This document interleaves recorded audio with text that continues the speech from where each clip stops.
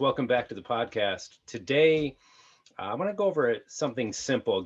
Try to consolidate a lot of the stuff we talk about on this podcast. There have been, pretty in-depth conversations. If you guys are following with me, some of these are 3-hour conversations, and some of them are, a lot shorter. But there's so much information, and I always pride myself in being able to shrink things down and hit the highlights. Hit the high spots on different topics. So right now, I'm just going to call this, the top 5 ways to boost your health right now. Top 5 ways, because I want to be able to get into 5 sort of different categories that I think you can divide health into or tasks into to get healthier. Okay, so because I don't know how much I need to explain the dire need in this country for becoming healthier. I looked up some basic stats. Obesity, 42% of the population now is obese. And if you're paying attention to the science on the latest virus that's still circulating around, you'll find that it's a really attack on the obese. We're 42% obese. That's 1 out of 3 adults. So 1 out of 3 adults is defined as obese, and that obviously is horrifying because it leads to so many other diseases. Usually, if you're obese, there's some behaviors you're doing to achieve that, if that's the right word. Those behaviors lead to a lot of other associated diseases. If it was just being heavy and that was all it was, it wouldn't be too bad. But that obviously leads to all the big diseases, I'm sure you know. 19.3% of children were obese in 2019. Okay, 2019, 19.3. Go to 2022, 3 years later, 22.4%. So we went from 19.3 to 22.4 in 3 years in childhood obesity. And we did a podcast on childhood obesity a couple months ago. I think that came out pretty good. Listen to that one if you want to get into the specifics of that. But obese children tend to stay obese and tend to fall into continued poor health into adulthood. So it's a very serious thing, like anything in the formative years. You want to make sure that habits and people's health is going in the right direction especially when they're little ones, because that tends to linger, unfortunately, leading to bigger problems. So that's obesity. Diabetes, 26.8% of adults over 65 and older are diabetic. So 26.8% of people over 65 are diabetic, and that comes with a whole load of expense and suffering. That's 1 in 4 adults. Childhood diabetes is increasing every year. That just continues to go up. And you can divide those into, type 1 and type 2. Type 1 tends to be a little more genetic. Type 2 tends to be lifestyle, not moving enough and eating the wrong foods. And there's a predisposition for that as well, genetically. Heart disease, 7% of the population, 20 and older, have heart disease. I can remember a study done on 19-year-olds that unfortunately were lost during the Vietnam War. They took young boys, mainly 19 years old, and they studied them, and they found the markings of heart disease at 19. And these are soldiers; these are people in pretty good shape. Who knows if they smoked and dietary things? That wasn't part of the study, I don't believe. But just imagine at 19, you're already showing signs on autopsy of heart disease, and that was back then. And we were healthier back in the 60s and early 70s than we are now by a lot. So that's a number 1 killer in the U.S. 610,000 people per year die of heart disease. Average death age of heart disease is 71 years old. And the symptoms of heart disease are very, very minimal. That's why we have so many great tests. So get to your MDs and get your tests done. Do stress tests. Do the echocardiograms. Do what they want you to do to look at this stuff. Watch your blood pressure. It's very serious. And keep after those things. Cancer. 1.6 million people diagnosed with cancer every year in the US.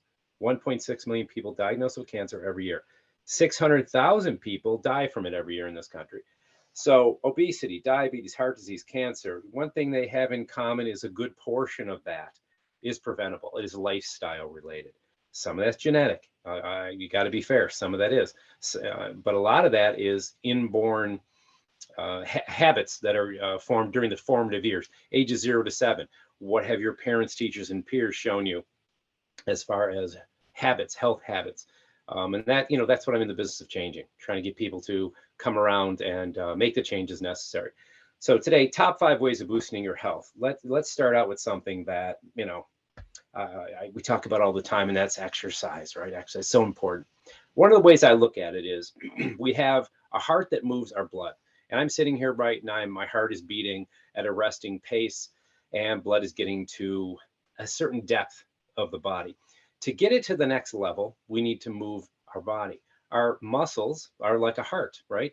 Tiny, tiny little chambers of fill with blood. And when you contract those muscles, that blood moves to a further area, deeper into the body. So our second heart is the muscular system. So when we beat the muscular system, contract it through exercise and motion, weight training, resistance training, all the things that we know, exercise, that blood goes deeper. How could that not be valuable? We're oxygenating the deeper tissues. We're cleansing the deeper tissues by putting a pressure into that system and circulating that blood at a higher rate than if you're just on the couch like a potato, right? So why is it important? What can we do? When we know why it's important, what can we do? What's simple? Let's summarize. If you look at the amount of time somebody should be exercising, it varies greatly.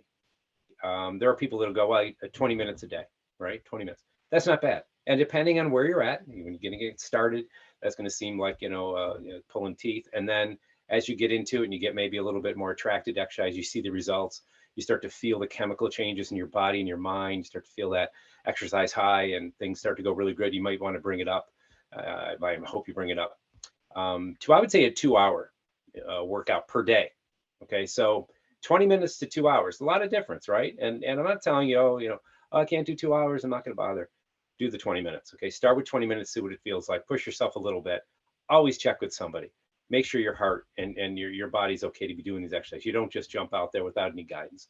We've had personal trainers on here a few times, and seek professional help in that area, or be very, very cautious and be mild when you do it, but get started. So 20 minutes to 2 hours is a good way of saying the time. One of the quickest, bang for the buck type of workouts is I like interval training. One of them is called the Peak 8. You basically exert yourself for 30 seconds, and then you do something very mild for 30. What I do personally, and I'm in shape, and I've been doing this for a long time, is I'll go on the bike path, and I'll use those 1/10 of a mile markers, and I'll sprint a 10th, and then I'll walk a 10th, and then sprint a 10th, and then walk a 10th, until I've done that 8 times. And usually that turns out to be about 30 seconds of sprinting and about 90 seconds of walking. You can do 30 90s or 30 60s. If you want to be a little more challenging, sprint for 30, walk for 60. But I do the 90 just so the 10th of a mile markers match up. And I find that after doing 8 of those, I'm pretty burned out. It's pretty cool. You really burn a lot of energy. It enhances metabolism, so you're getting a lot of calorie burning with that kind of workout. It's referred to as interval training because you're doing things in intervals, or the Peak 8 exercise program, or HIIT training, Tabatas. These are all words people use to give this idea of doing an exertion and a rest and an exertion and a rest, versus just plain trotting or doing sets with weights, because this is an aerobic set in a sense, 30 seconds. And believe me, the first couple you do, I'll warn you, the first couple you're going to seem easy, right? You're going to try really hard for 30 seconds, and then do your 90 in a mild thing. If you're on a bike, you pedal hard, then you pedal easy. Right around number 4, it starts to get interesting. The 30 seems really long, and the recovery isn't as quick. You feel like, oh my God, I'm still breathing pretty heavy, and I'm ready for, the 90 seconds went by.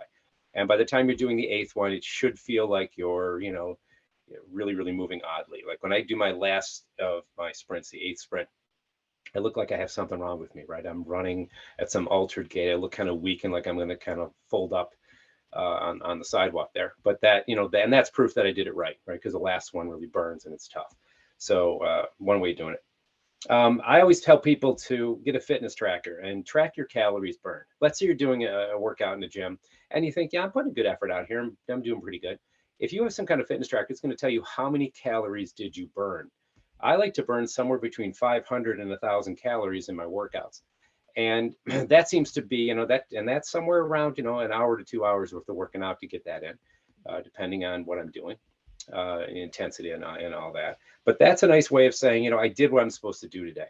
So if you're beyond the Peak 8, let's say, and you're going to say, okay, I'm going to start out with the Peak 8 exercise program, the interval training. Now I'm going to do some weights. You put that all together and you want to burn somewhere between 500 and 1,000 calories, in my opinion. Okay. That's something. If you're going to go walk, just plain walk, you can walk out 500 calories. It might take you a while, but that's also very good because you're burning some of that food that you're eating, right? It's not sitting dormant in your bloodstream, being deposited as fat, and having a triglyceride issue and all the other stuff that isn't so good. Having sustained high blood sugar because you've eaten and you haven't burned it, and it's floating around for a while. So another hint for exercise is just make your life more active. Try to do things that are a little bit more difficult. When they looked at longevity studies, they found people that lived over 100 lived in inconvenient housing. And I thought that's an interesting way of saying that the house is kind of put together in a strange way, that there's a lot of stairs, there's some inconvenient places to go. The laundry might be someplace strange. The kitchen's awkward relative to the living room. So, these were houses in areas, developing nation, where they kind of added parts of the house on the back. So it might have been up a hill a little bit to get to the bedroom. But in community housing, so these people were moving and they weren't sitting for very long, for more than 20 minutes.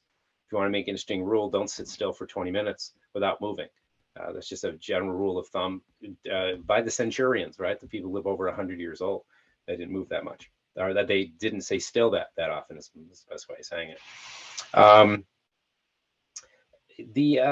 Other things that help you in the exercise component that I like, of course, is basic mobility exercises, yoga. One of the things that I feel chiropractic is very similar to is yoga. There's an amount of movement beyond normal and held postures in yoga, and chiropractic is more like a thrust for most of the techniques. There's lots of techniques, different styles, but we want to be able to get that body moving beyond normal an amount of degrees to wring it out. Yoga is an incredible science for that. We had a yoga instructor, Christine Zambrowski, on a couple months back, and she's fantastic at what she does. And one of the things we talked about is the benefits from circulation. Exercise enhances circulation.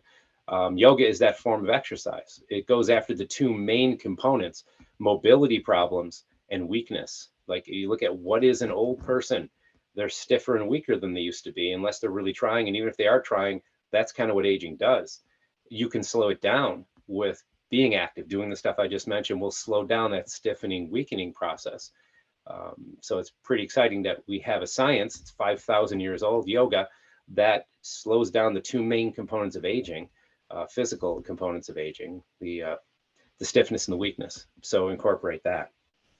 So that's one out of the 5. Healthy eating, that's number 2.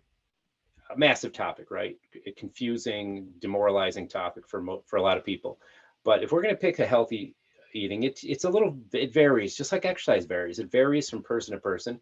You got to be patient, be a little experimental, and figure out what you want to do. Biggest thing people that tell me is, eating healthy takes time. I got to cook everything. I can't just buy that bag of processed garbage and sit on the couch and eat this.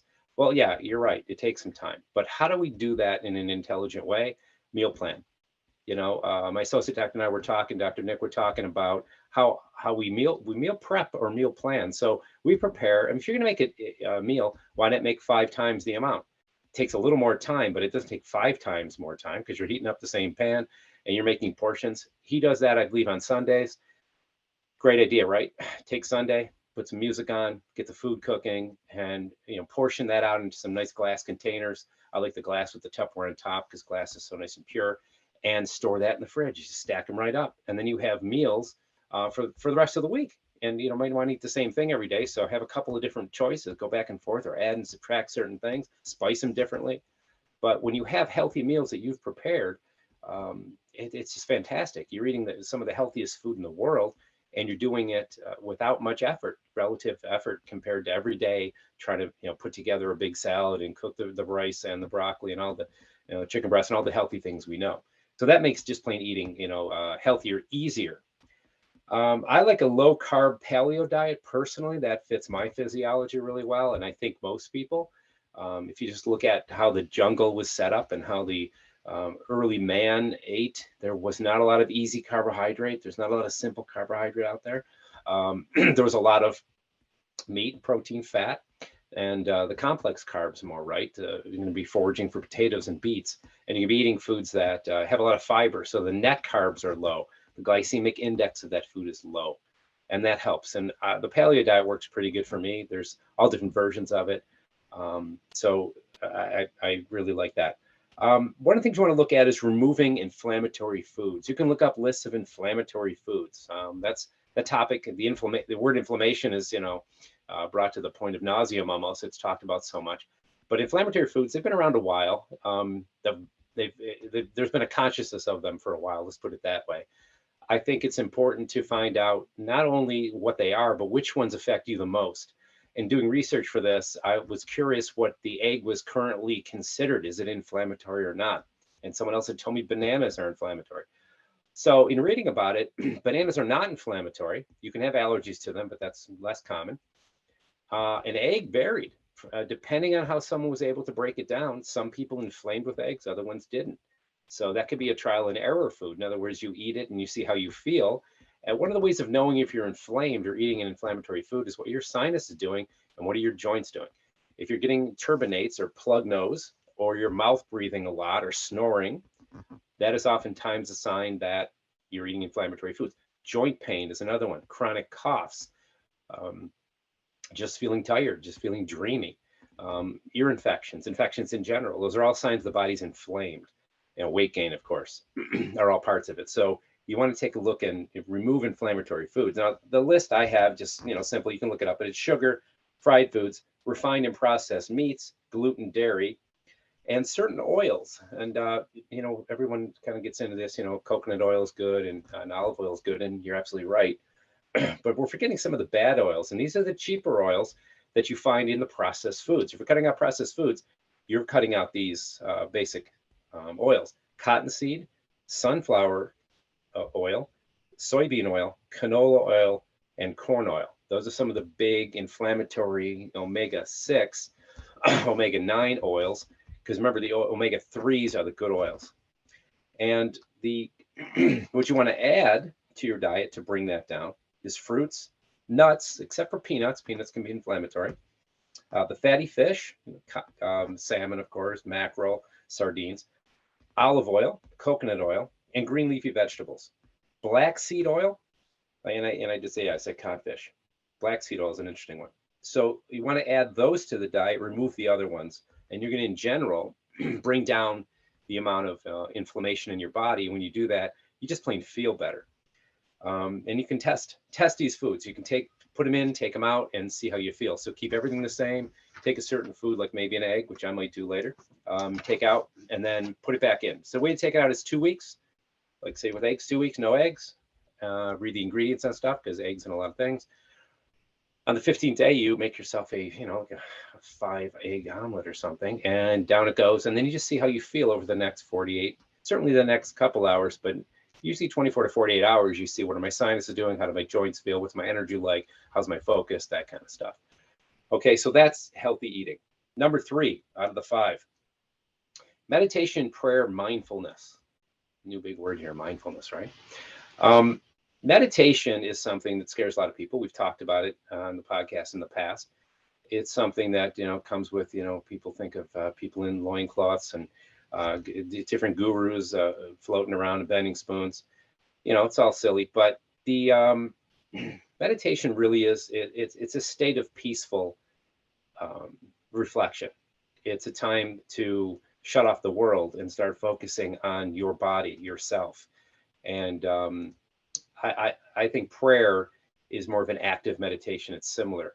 You're actually, having a conversation with God versus going internally and shutting down the thinking mechanism of the brain. The brain isn't just a calculating machine. It's also responsible for all the billions of health processes in our body. And when we turn off the machine part a little bit, the other parts can be active. So when we get in those states of mindfulness or prayer or meditation, our body can start to take care of itself a little more instead of doing the performance side. So the simplest thing I can tell you about meditation is, I can't remember who the author was, but some great man once said that all of our problems come from our inability to sit quietly for 20 minutes a day. So every problem mankind is facing comes from our inability to sit quietly for 20 minutes in like meditation or prayer or mindfulness. But let's say 20 minutes. What I want people to do is start paying attention to their breath. So the first thing is nasal breathing. We talked about that too. Nasal breathing makes gases. Your turbinates make healthy gases. Your mouth does not do that. So you want to keep your mouth closed. And you're going to hear a lot of different things on that. You get into meditation videos and stuff, and talk about chest and abdomen and nasal and mouth and in and out and holding. and it's all good stuff. But for this, I'm just going to simplify and say our nose only on this. Okay. So we're going to breathe in 4 seconds, breathe out in 8 seconds, and just be aware of the body expanding and contracting. Feel the temperature of the air going in your nostrils. Fill your lungs up. Feel it stretching your ribs, pushing down in your intestines. The diaphragm, as it goes down, is an intestinal massager. So you want to push that down, and you want that abdomen to push out. I'm not as big into chest breathing. I like abdominal breaths. I like nasal abdominal breaths. That's what I find through research is found to be the most healthy. When you're doing this, when you're concentrating on your breath, it makes you go internal and it gets you in the now, right? What's more important than the now? If you want good futures, you better have quality nows. Do good things now. It improves the likelihood of a good future. So we want to have that. And then we also want to pay attention to our pulse. So once you kind of master that the breath is going in 4 seconds, out in 8, and you're someplace comfortable, I didn't touch on that. One of my favorite places to meditate is in my car in a parking lot where I'm unlikely to be disturbed and the phone's either off or not with me. And there's no one to bother me because I'm always like, oh, if I'm home, I might have a family member or something need my attention, or I might think of a project. Oh my God, I better call that person back. But if I'm in my car without my phone, there isn't much I can do but do the meditation. That's just one idea. It works for me. So nasal breaths, then our pulse, right? Start to feel your pulse. If you want to start by feeling your wrist or your throat or find a pulse in your body, I think everybody should be able to find a pulse in the wrist. It's right by your thumb, right behind your thumb on your wrist. Play around with that till you find it and feel that. And then when you get quiet, you'll feel that pulse in different parts of your body, sometimes in your temples, in your chest, in your throat, because the heart is beating blood and that blood is pushed and it stretches the arteries of our body. And that arterial stretch you can feel if you're quiet and reflective enough. And then you start to have the breath and the pulse going. And once again, you're internal and it pulls you in to the present moment. So when that happens, we're turning on a part of us that is called the parasympathetic. It's the healing side of the body. It heals and digests food. The sympathetic is the performance side. So when we turn down the sympathetic, because we're turning off performance for a minute, for 20 minutes, let's say, and we turn on the parasympathetic, where our body goes into a healing state. So the more of our neurology is being turned on and dedicated to healing our body versus our body performing. So it's pretty magical. Some people use music in the background for this. I tend not to. I would love pure silence. Sometimes it's hard to find. So you might want to put on, from anything from crickets to babbling brooks to singing bowls to oming. There's a lot of apps you can find for that, of course, right online. So basically, that's what I want you to be able to realize. And it's extremely important to do this. This is an ancient practice. And it's something that, anything that's been around a while has been tested by time. And the time test on this is near flawless. So get yourself involved in 20 minutes a day. Morning meditations, I think, are more powerful because you're still kind of in that dreamy state.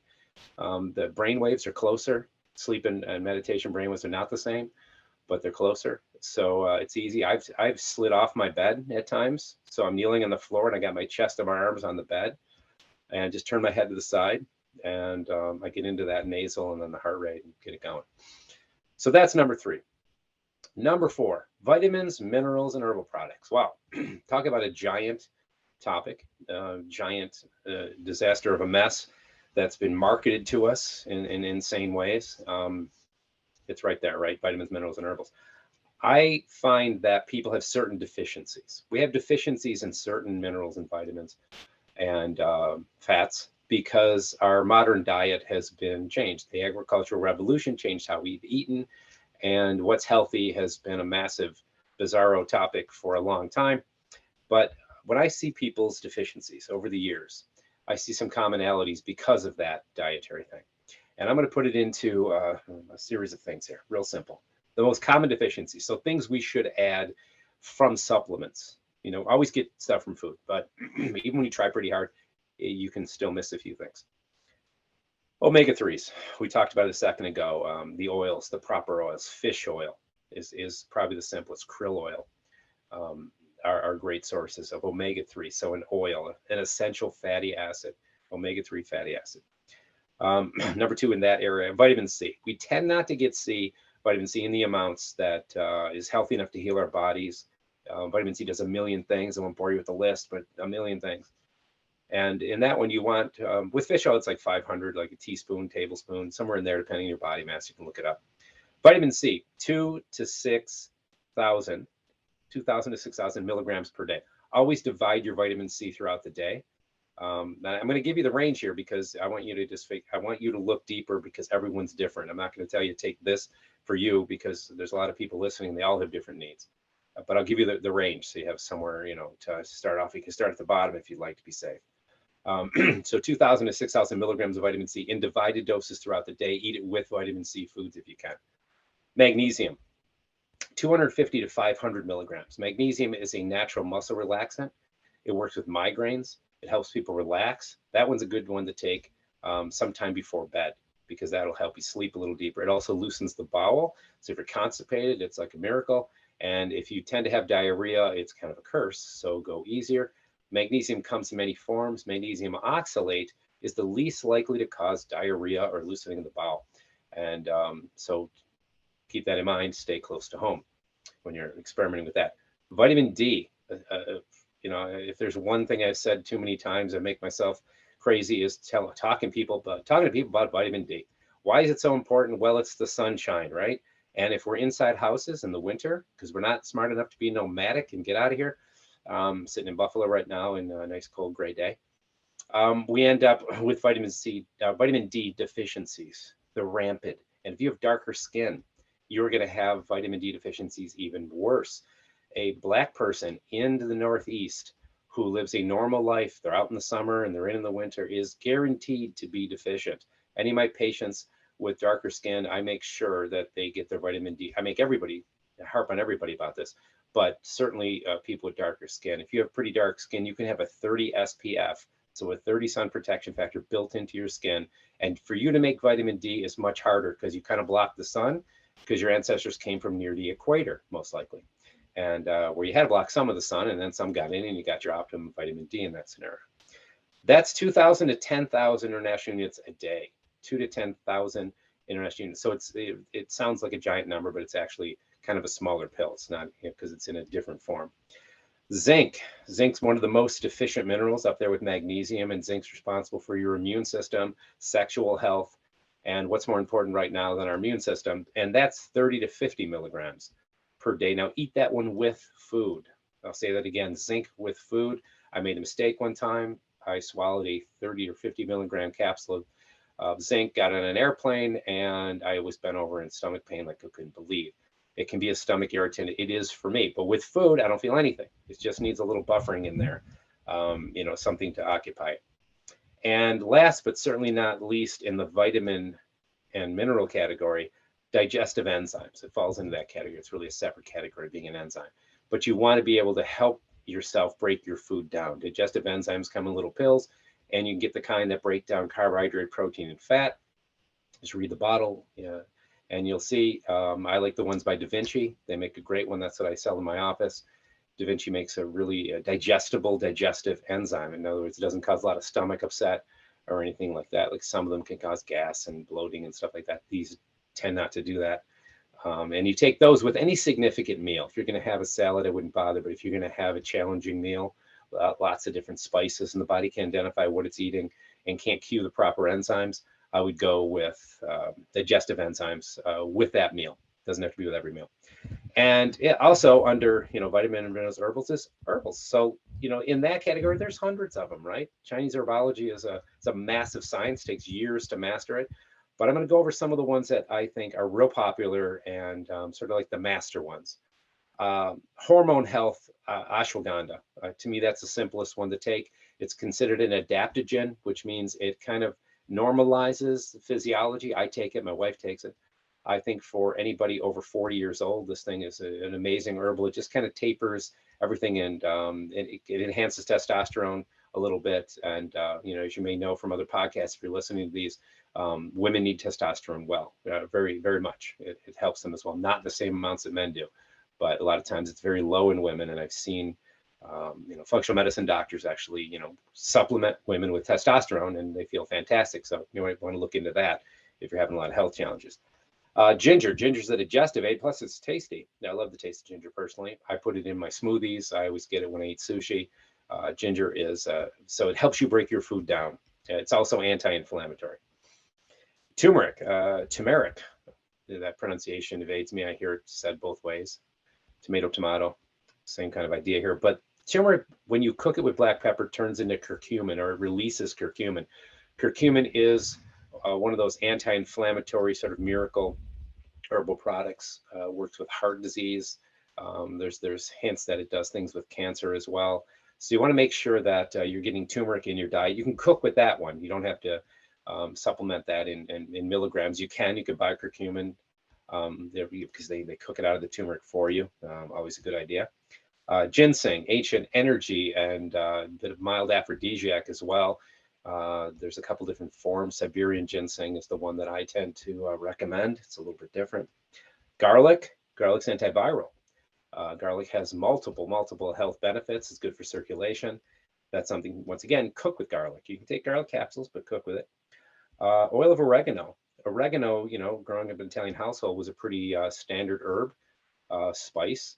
And the oil of oregano, when concentrated, actually kills parasites. It's known to be very good with yeast infections and any kind of like sugar cravings. A lot of the sort of not so the pathogenic microorganisms are associated with feeding off of refined sugars. So if you eat a lot of refined sugars, they start to reproduce, and we end up with big problems having to do with our gut flora, right? Normalization of the gut flora. And the last on the list, and I could go on forever, but I'm just trying to spare you, is choline. Acetylcholine is a neurotransmitter, and choline is what you would want to take as a supplement. That one's for brain health. We did something on intelligence, I think the last podcast, the one before, how to stimulate your intellect. And in that podcast, we talked about choline and some other things, but this one's pretty good. It actually really kind of feels like you got kicked a little bit. It feels good when you take choline, and that's something that you would take in the morning because that's you don't want to go to bed all pepped up. So that's one. People with Alzheimer's and Parkinson's and memory loss, kind of a big age one, right? A lot of people take it when they're younger, just to get a big charge too. So it's something to look into is choline as well. And number 5, mental health. Massive topic again, right? And that's why I did this. I'm trying to summarize things. Our mental health has a lot to do with the formative years of our lives. And the first, then those are age 0 to 7 are the big years. After that, obviously, we're still formative years till I don't know what age they consider, where we kind of like can't teach the dog new tricks. The abuses and stuff you get in don't go as thick and deep and destroy you because your base is formed and you're pretty solid at that point. But one of the things I want people to look at with their mental health is a sense of purpose. I have people tell me, once in a while, they're depressed and their life is meaningless. And one of the things I learned from reading Jordan Peterson's work is that your sense of purpose is related to the amount of responsibility you have. Think of this example. You're wandering through life with not a lot of responsibility. You don't have any kids. You don't have a big, interesting job. Maybe you don't have a mate. And your life feels like, okay, I can go ahead and fun anytime I want, but I really don't have a lot of meaning. And then you have a child. Well, now you have responsibility. And your meaning in life goes up because you have to do things to take care of this child. In relationships, deeper relationships give people more meaning. So the job that's important, taking care of people. I get great meaning from the work I do. But it's responsibility, right? I'm responsible for people that come in my office, directing them to be healthier. So that gives me meaning. So the relationship between meaning and responsibility, if you feel like your life is meaningless, go pick something heavy up, right? That grab something that is challenging and something that's gives your body and your mind a challenge will give you more meaning. So point 1. Point 2, goal setting. I think people should have in front of them something to do, something to go towards. And that goal should be something that gives you energy. And when you goal set, have action steps. So you put down a goal and then you say, okay, here's 5 action steps. And the action steps should be simple and easy to do. The goal should be kind of big. If you've got a lot of energy, make a giant goal. If you don't, if you're depressed and you're barely surviving, make it a small goal. A small goal might be going shopping and being able to talk to a few people while you're in the supermarket. Big goal would be like, curing cancer, right? So, whatever you can handle, you start with, and then you work your way up, because these things tend to give you energy. When you set goals and you achieve them, you start to become, very, very energetic. Um, Big word in mental health is forgiveness. I think that, forgiving ourselves sometimes, forgiving others, that's a big one, because some people have been put through things that are so horrific. To forgive the person that put them through that, it seems impossible. They've tried, they can't let it go, and I get that, but that is something that you have to do if you want to be healthy and happy. You can try to forget it, but if it's really big, it's going to be hard to forget. It's going to come up. There'll be days where you don't think about it, then it's going to pop back in your head. You're going to have cues and triggers to that event, let's say. But when you forget that person, it doesn't mean you think that person's fine. It just means you're letting that person go. You're no longer going to be attached to that situation or that person. And to me, it's a difficult one. If it was easy, everybody would have already done it, right? But I just want people to be aware of, that's something that oftentimes just continually drains and destroys people, is their continued hatred or anger towards someone that they can't forget. I know it's easier said than done. I really do know that, but I just want it out there. When I brought this topic up to people that have been through a lot of abuse, I get some rage, and I get it. I get why you're mad that I'm saying this, because I'm asking you to do something you've tried to do and failed at, most likely, but it's something you should at least continue to work on. Community. Developing a community around habits and things that you enjoy is important. I think one of the ups and downs of the internet is people have been able to surround themselves with groups of people that are like-minded. There's a down to that, creates isolation, and sometimes you're getting in a group that's violent and horrifying. But most of the time, if you drive around in a Mustang and you want to join the Mustang Club, you can look them up and you can go to the mall parking lot and everybody can talk about their Mustang. So you can have a great time, right? So getting yourself in a community of people that are somewhat like-minded, because I don't think humans are meant to live in isolation. If the pandemic's taught us anything, let it be that, right? The horrifying lockdowns and ideas here. So getting involved in community is interesting and important. Also, be a decent listener and also a decent communicator. I try to speak very concisely. I try to communicate at a high level, the highest level I can, at the tedium of some people. I want to make sure I get my point across. And if you're a patient in my office, sometimes I run behind because I'm in there communicating so precisely for too long, and time's flying by. But I want to make sure that people understand, and I want you to be able to develop a skill of communicating properly. Men are, I think, born to not communicate at the level. I'm an exception probably, but not to communicate at the level that women communicate. I've heard that women speak 7,000 more words per day, which I live in a house of I have 3 daughters and a wife. So believe me, I think that's really true. I can attest to the 7,000, times 4. Okay. But yeah, listening to each other and being a good listener and being a good communicator. What's a great conversation? It's two ways. It's not someone monopolizing, and it's not someone with nothing to say. It's really, and obviously it's not always even. I have very quiet friends that they want me to do more of the talking. Then I have chatty friends, and I have to keep muting myself, and it's difficult because it's not natural for me. But I make sure, I develop good listening skills, and I continue to work on that because that's not my nature. But I think I'm good at it. I hope I am. One of the other things is to make sure that, there's this whole topic about influencers, and I see younger people being influenced by influencers. I won't mention names, but there's some people out there that people just listen to what they have to say, and they really don't come from any real intelligence, research, or skill set. And I hope you'll replace your influencers with somebody that is more of a mentor, someone in that field that really has achieved, and go to the great authors, go to the great thinkers. Just because someone has fame in whatever strange way, or maybe they deserve some of that fame, they can influence your thoughts and your behaviors, and really look at their credentials and who's paying them, and follow the money, because it's not in your best interest. I like mentors more, and especially the ones that have passed away, because notice they're not making any money anymore. So a lot of times what they've said, it could have been based on something like that, but at least it's stood the test of time if it's still hanging around. So try to do that. One of the other things is try to find key words that give you energy. I went into a seminar one time and it was about de-stressing your life and performing optimally. A good friend of mine put it together. It's very fascinating.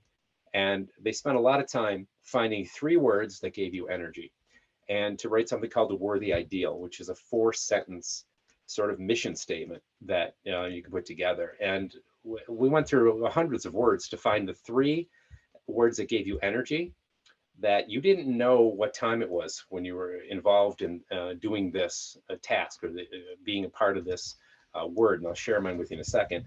And it doesn't matter if you're getting paid or not, right? So in other words, it gives you energy. You don't care what, you can't even tell what kind of time is going by. Like time's flying usually. And you're not doing it for cash. You're doing it because the energy and the time fly by. It just makes you feel good. Mine was to teach, inspire, and heal. Those are the words that I found. I still find those to be very energizing words. If I'm teaching something, that's why I do these podcasts. I get a kick out of it.